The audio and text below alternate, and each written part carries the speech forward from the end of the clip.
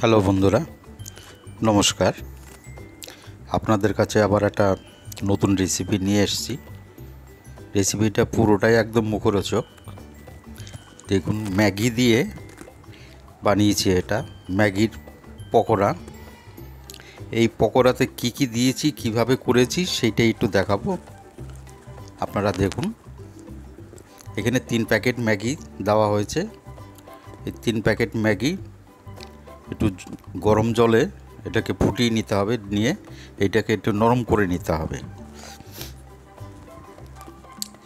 ওটা কমপ্লিট হয়ে গেছে, ফোটানো হয়ে গেছে। এবার লঙ্কার গুঁড়ো আর ধনের গুঁড়ো, পেঁয়াজ কোচানো, আর একটা পাতিলেবু একটা গোটা না, হাফ, ওটা রসটা দেব। আর একটু হলুদের গুঁড়ো,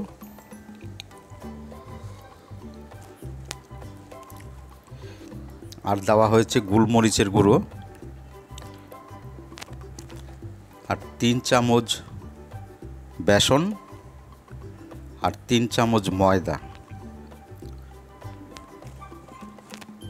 চামচটা একটু বড় সাইজের, 4 চামচের থেকে একটু বড়। এবার এটাকে, আর পরিমাণ মতো নুন। এবার এটাকে একটু ভালো করে মেখে নিতে হবে।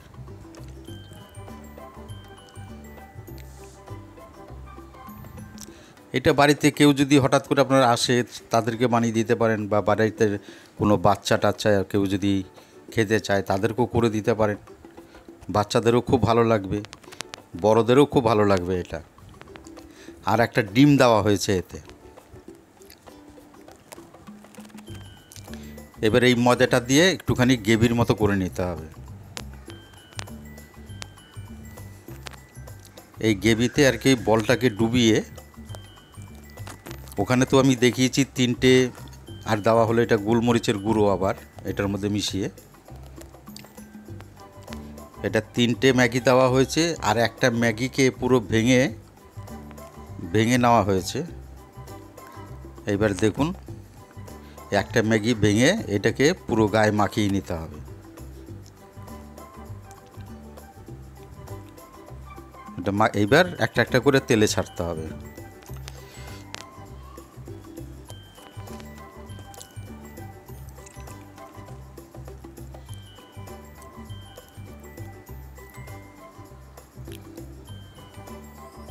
খুব বেশি টাইম লাগে না।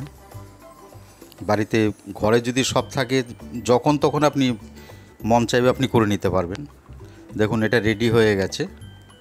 এবার এটা আপনি টমেটোর সস দিয়ে, আপনি খুব ভালো লাগবে খেতে।